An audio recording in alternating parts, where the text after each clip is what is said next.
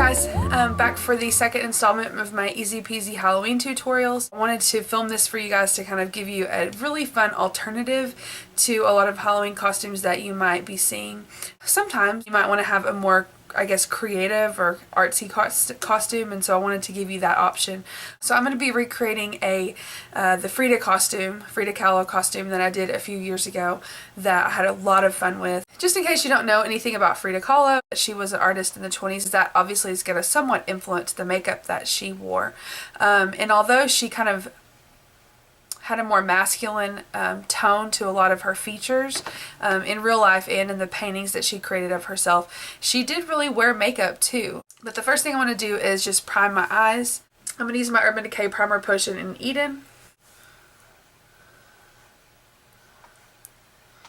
I'm really going to keep the color pretty light because she didn't really wear a lot. I have this trio from Wet n Wild. This is from that collection they had recently, which was kind of military inspired, and this is called Enlisting for Beauty. I'm going to use my Sigma E25 blending brush.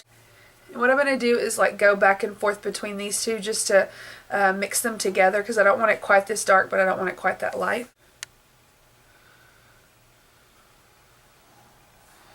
And just go right in the crease like this, and I'm going to go all the way over, kind of to where my nose bone defines this whole socket area here. And I'm holding the brush kind of far back like this, which will allow me to apply it more gently. If I hold it real close up to the ferrule of the brush, then I kind of put more pressure on. So if I hold it back like this, then I'm more likely to be gentle. I always love Frida Kahlo's paintings because they're like crazy colorful and just so fantastical. The things she paints together. Of course, she claimed that all these things she's experienced that she painted, but a lot of people classify her as a surrealist. She didn't think of herself that way. This time I'm just going to grab this lighter color. Then I'm going to go right onto the lid with that as well. I'm also going to take just a little bit of my face powder. This is just the Fit Me powder from Maybelline on that same brush. And I'm just going to kind of go towards the edge, taper it out just a little bit. So it almost looks more like a natural shadow than a bunch of eyeshadow. So she looked like she might have had like a little bit of eyeliner on, maybe like a kohl or something around the eyes, but just very, very slight. And I'm going to put that just as close to the lash line as I can because I'm also going to put on some fake lashes. I'm going to apply just a thin line using my Physicians Formula Booster Eyeliner in Ultra Black. I'm going to go in real short motions so that I don't let the line get out of control. I'm not going to create any wing at all.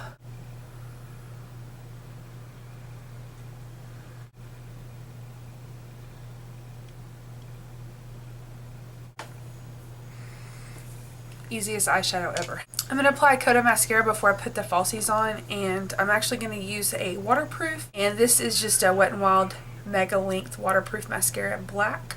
This is what the brush looks like.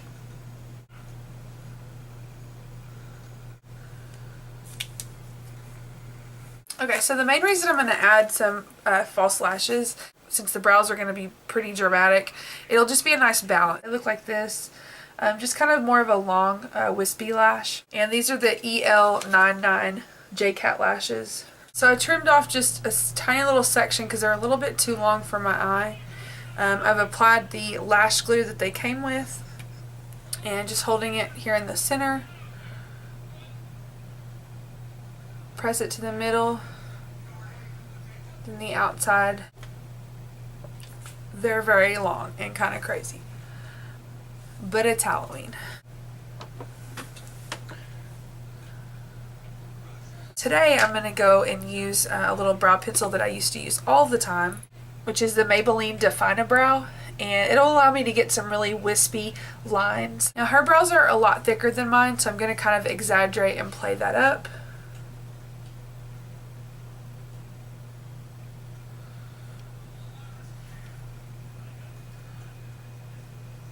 And then I'm going to start to come over in this area and make some here as well. kind of tapering it. Like, I don't want it as full in the middle, because even though she painted it that way, they weren't really that dramatic.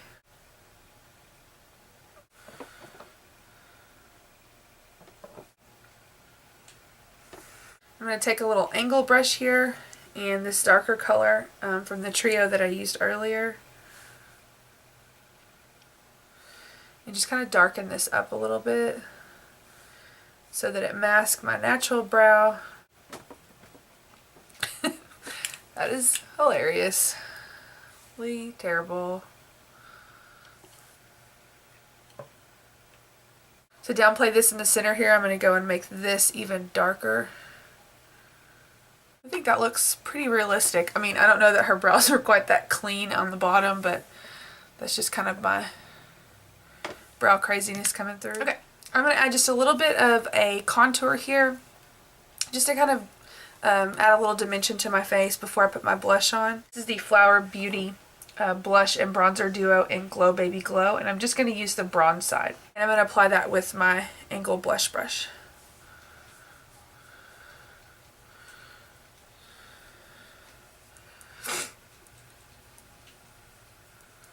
She had beautifully high cheekbones, which I am not blessed with.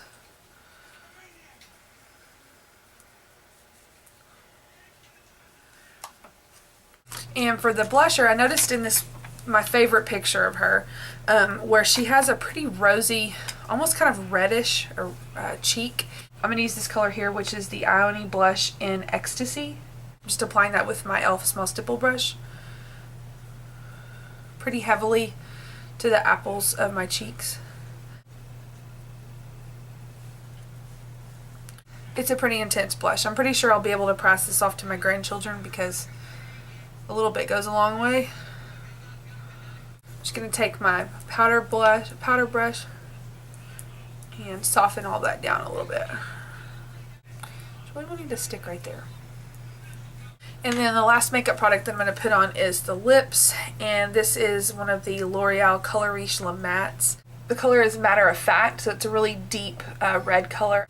And I noticed a couple pictures, you know, she had brighter lips on. Some she had really deep lips, and I was just kind of thinking of that time period, the 20s and 30s, and matte lip was, of course, what was in.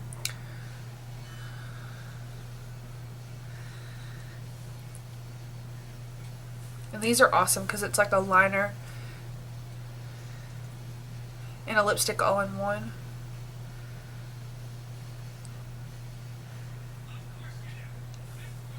I'm not going to do my Cupid's bow as pronounced as I usually do because hers wasn't quite as like pointed. So what I'm going to do is kind of right here through the center, just do like a U shape instead of a V.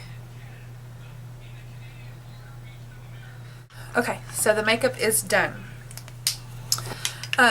The rest of the costume, of course, is what kind of makes it. Obviously, from the brow, you can tell what you're kind of going as. So I'm just going to wear a pair of my sandals. These are actually Crocs.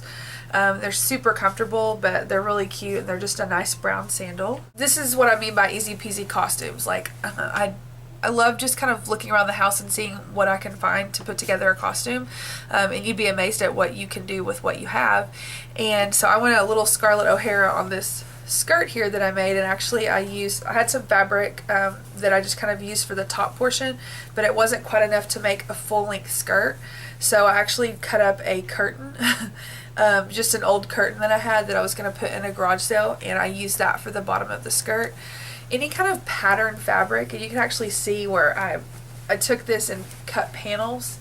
So I didn't have as much of this brighter red, so I cut kind of thinner strips. I think I may have used a skirt that I already had as kind of a pattern, and you don't really even need a pattern. You know, you just kind of cut it at an A line and just stitch it up with a sewing machine. Heck, you could even do it with some hem tape, the iron-on kind, if you don't have a sewing machine.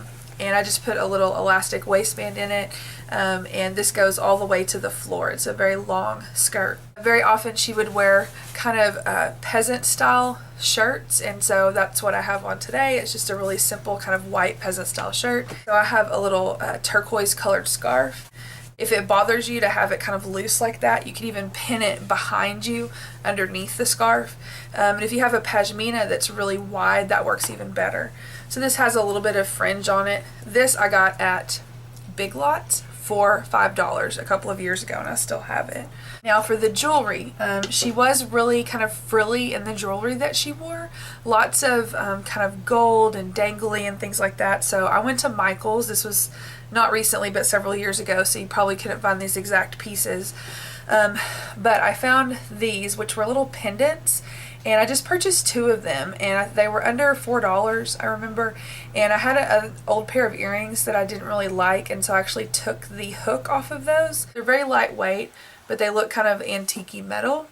So I found this little pendant, which of course is very Catholic. It just has that kind of antique-y look to it. They had this crazy long chain, and I went ahead and bought it. I think this may have been the most expensive thing, like $6 or something. But it's pretty awesome because it's actually plastic. I know a lot of times when you purchase like costume jewelry, it can tarnish very easily and turn. But this is actually plastic, and it just is painted gold. And then because this is so long, I can basically go around my neck about 4 times with it. Oops.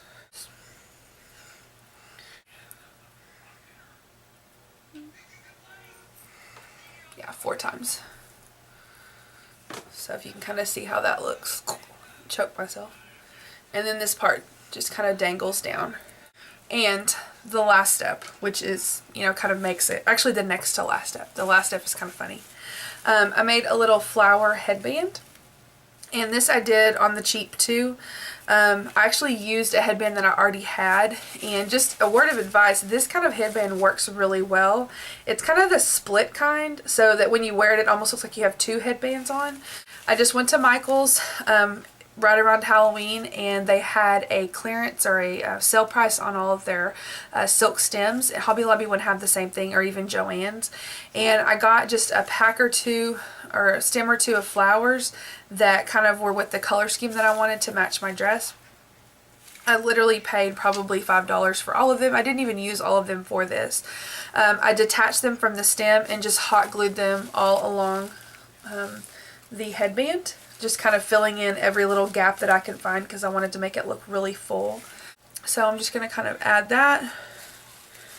It's very comfortable to wear. I wore it that whole night when I dressed up a few years ago and didn't notice it at all. And this is the type of costume that I like to wear because it's no muss, no fuss. I don't have to worry about touching my face. I have to worry about scratching my eyebrows, but I worry about that anyway because I paint them on every day. So this was just a really fun outfit. So all in all, I'm not sure quite how much this whole outfit cost. I'll try to total it, give you a rough estimate, and put down here. Definitely more expensive than the first tutorial I did with the Lamb Witch, which just cost me a few dollars. But this one I definitely spent less than $25 on the entire thing. It took a little bit of time because I had to do some crafting for this and the skirt, but all told it was, you know, pretty inexpensive to do. And this is definitely a conversation starter for sure. So I hope you guys are having a great time planning your Halloween costumes. Let me know what you think of this one, and I'll be posting more this week and next. I think I'll have 4 total. So I really enjoyed doing these for you guys. Give this video a thumbs up if you like it. Follow me on Instagram, Pinterest, and of course on Facebook, where I post daily. So I'll talk to you guys soon. Bye.